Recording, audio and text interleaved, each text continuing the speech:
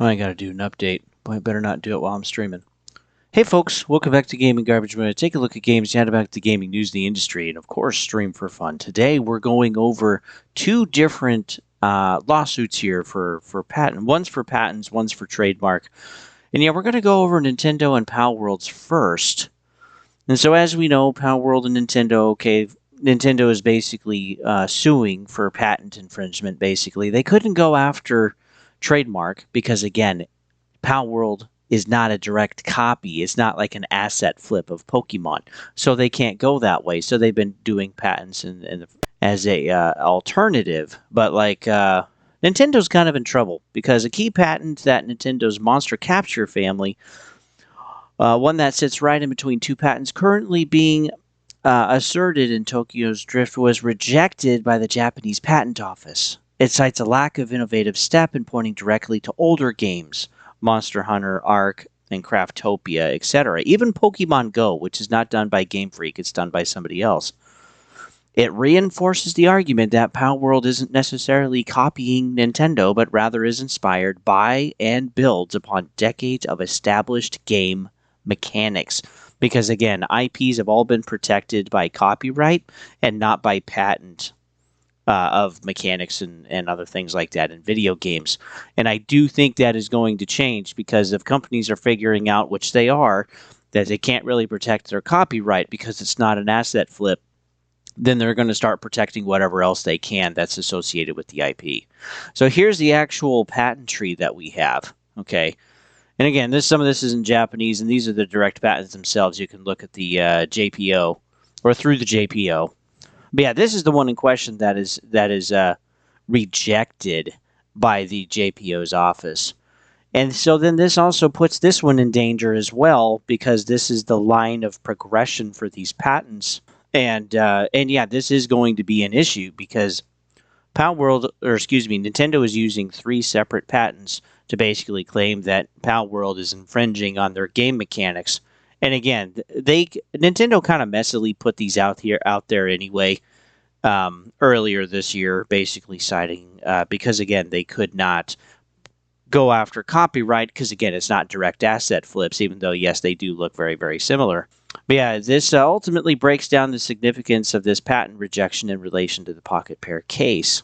If the JPO finds that one member of the patent family lacks originality, it raises question about the others, and that's why this again is so important, because this would be 2 out of the 3 patents that Nintendo is using to basically say, look, PalWorld is infringing on mechanics that we have patented, and yeah, you got to basically take it down or take it out. So, which PalWorld has already been doing anyway. PalWorld's already been changing and tweaking stuff in the game to ensure that their game basically stays successful. Because I think we're on, or really close to version 7, or 7.0. I'm saying that backwards. Dyslexia sucks, don't catch it. But yeah, version 0.7, and they're working toward 1.0 for an actual launch in 2026. The JPO's record shows that a third-party submission was made earlier this year, introducing prior art that led to this rejection. While the JPO doesn't name who made it, the timing aligns with Pocket Pair's known strategy and its April 2025 court filing of similar evidence. Pocket Pair's legal team has already submitted an extensive list, like Zelda and Titanfall 2 and Tomb Raider and Ark, all to demonstrate that Nintendo's claimed mechanics existed long before PalWorld. JPO's decision doesn't directly determine the outcome of the Tokyo District Court case. That's a separate process, but it could influence it. Judges often respect the technical findings of patent examiners, even if they aren't legally bound by them. The ruling also puts pressure on Nintendo's third patent in suit. Yeah, basically their third patent, which, according to previous reports, has already been modified mid-litigation. So it looks like, yeah, Nintendo is starting to get desperate if they're already tweaking stuff to ensure that they can try to get a win here. What may also be relevant is that it is recently leaked that Nintendo may be working on its own Pokemon spin-off featuring gameplay elements similar to PalWorld survival style. Wouldn't that be interesting? If they're basically making their own version of PalWorld, which in my opinion they should have done with Pokemon a heck of a long time ago. They've had 40 years for Pete's sakes. And to a degree we already had that with actually the original Pokemon. Why not bring it into the third 3D space and add some survival elements in there? That would be great. They should have already done that. But yeah, they haven't done that yet. But yeah, if they're actually making their own game, it would make perfect sense why they actually want to go after PalWorld. Because, yeah, Nintendo, more than anybody, absolutely hates competition. They just enjoy being by themselves. They enjoy having their monopolies. And then they can just do whatever they want with the consumer base, which is usually never in the consumer's favor. Now, Nintendo has 60 days from October 22nd to respond to this. Nintendo can also submit amendments to the claims.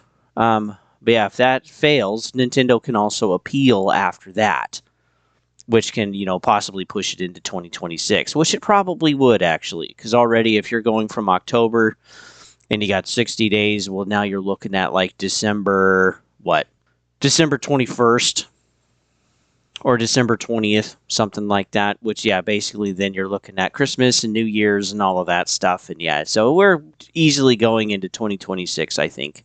Because, yeah, Nintendo is not going to drop this. Because Pokemon is their biggest IP. But again, since they couldn't actually go after the copyright, well, now they're going after the patents. And all of this, in my opinion, has kind of been done sloppily, while the patents haven't been old. Okay, they've been pretty recent. And some of them haven't even been approved. And again, here's one right here that has now been rejected by the JPO. And what are they going to do? So, I don't know. It's not looking good. And I'm here for it. I really want competition. I really want companies to be able to make and have a open market, capitalistic, competitive space, okay, instead of a monopoly through dictatorship with patents and copyright and just screw everybody else. So yeah, I'm totally open and ready for an open market. Okay, let's go ahead and get into Tencent and Sony. So Tencent basically has announced Light of Motirum, right, which looks very, very similar to the Horizon game that Sony owns and publishes. And Sony has basically suing Tencent now, and well, Tencent has responded. Let's go ahead and go through this. So Tencent is under fire by Sony for allegedly infringing copyright and trademarks with their upcoming title, Light of Motirum. Sony is already calling it a blatant knockoff of their Horizon series and has filed for an injunction, basically wanting to cancel the game. Tencent's defense is that Sony has failed to identify a particular consistent trademark. Sony has named its trademark the Alloy character, but has failed to explain what the trademark exactly looks like. Rather than providing precise identification, Sony has claimed that the relevant population, which are players, recognizes the Alloy character mark. But Tencent has said that Sony has failed to identify Alloy's appearance as a trademark outside of the game. The character has been characterized by their attire, accessories, and facial markings, but generalized descriptions are not enough to identify a trademark. Tencent defended itself, stating, "Fame does not create a trademark. To qualify as a trademark, a mark must serve as a source identifier." Documents state that Sony's doesn't adequately allege that Alloy's character is used as a distinct source identifier in commerce. Alloy is ultimately a playable character in a game, which is why the character will naturally feature in Horizon's content. That doesn't make Alloy a source identifier for the game any more than any other features of the game, such as large robotic animals or the post-apocalyptic world, both which appear in Horizon's promotional material. So yeah, this becomes, again, another problem where Sony is saying, hey, you ripped us off. And Tencent is saying, well, you don't have a specific detailed outline of a source identifier for the actual trademark. And if we take a look at both, yeah, there's a lot of similarities here. Okay, yeah, basically be like, yeah, that's kind of a knockoff. But again, this is not a one-to-one for trademark or copyright. Again, that is the problem that we're facing here. Again, it's got robots in it, right? It's got trees, it's got clouds and mountains in it. Okay, it's a post-apocalyptic world with the robots. and basically probably trying to figure out what happened. Now, both of these games look and play very differently. This plays a lot more kind of like PalWorld, right? Something very similar, and this is more of like a story-driven type of game rather than an experience. But again, the material looks very, very similar. I mean, we have the red hair, there's no glasses, there's, well, this is sleeveless. Ooh. And, we have some skirts here. We have a bow. Again, that looks very, very similar. But again, this is not one-to-one. It's not absolutely perfect. We even got red feathers in here. That's pretty blatant. So I can see why, Sony is frustrated. But again, it is not a one-to-one. And this is the point I really want to make out of the entire video, is that Nintendo and Sony and anybody else basically going into the future is going to be figuring out that, we can't really protect our copyrights anymore unless it's a direct asset flip. Unless it's perfect one-to-one, it doesn't matter anymore, because PalWorld has opened Pandora's box, showing that inspiration is okay. And now we're also going through the patent side of things, which Nintendo is trying right now, and I think future companies will try this in the future, or current companies will try this in the future. But yeah, we're now looking at going after the game mechanics, but then if the mechanics have already been in games for decades or already a bunch of other games, it really just convolutes the entire thing, and that's what Nintendo's struggling with right now, showing that, hey, you guys actually own the rights to these mechanics in these games. And so Pandora's box is open, folks. What are companies going to do when they realize that they can't really protect their IPs anymore? You can be heavily inspired, and a lot of the mechanics have already existed for tons of video games. 3D video games have been around since the 90s. Open worlds have been around since 2000s. Survival mechanics have been around since mid-2000s or since 2010.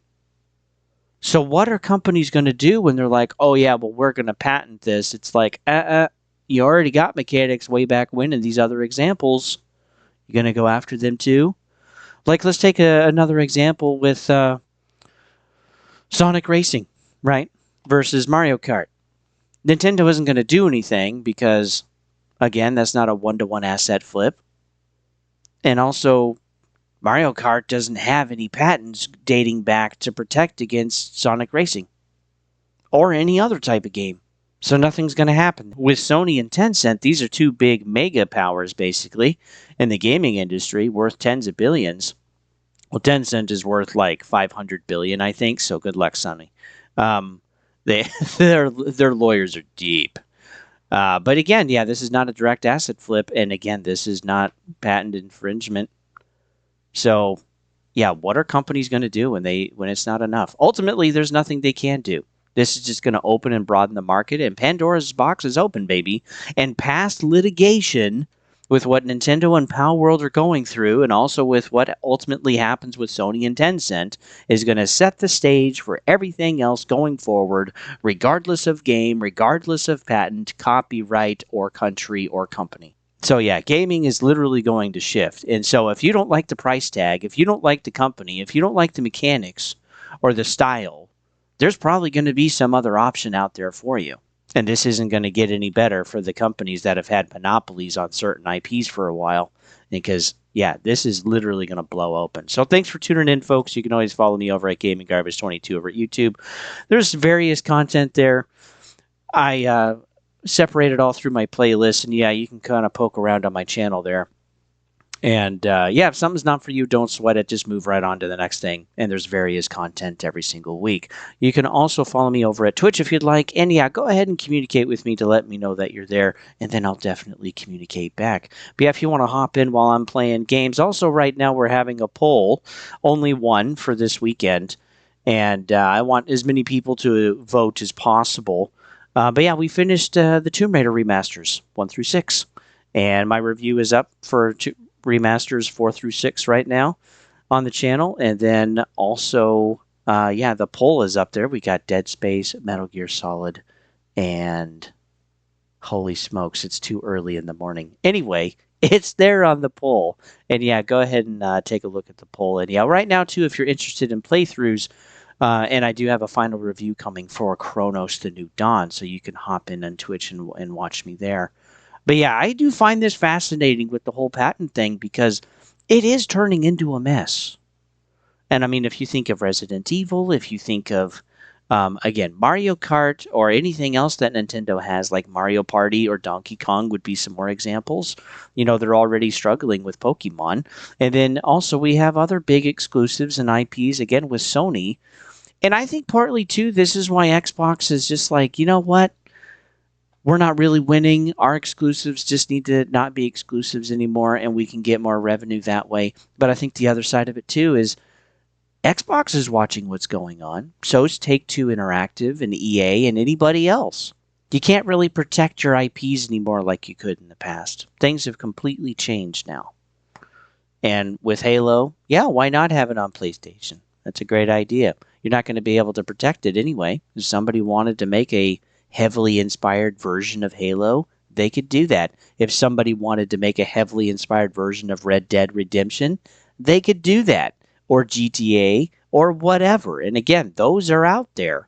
Those past IPs have existed, and if people wanted to pull them out of their butt and shove them out there and make some more stuff again, they could do that. Same with Medal of Honor. They could, put out another game and try to compete directly with Call of Duty. Again, I don't know if they want to do that, but that could certainly be possible. But yeah, the whole landscape has shifted.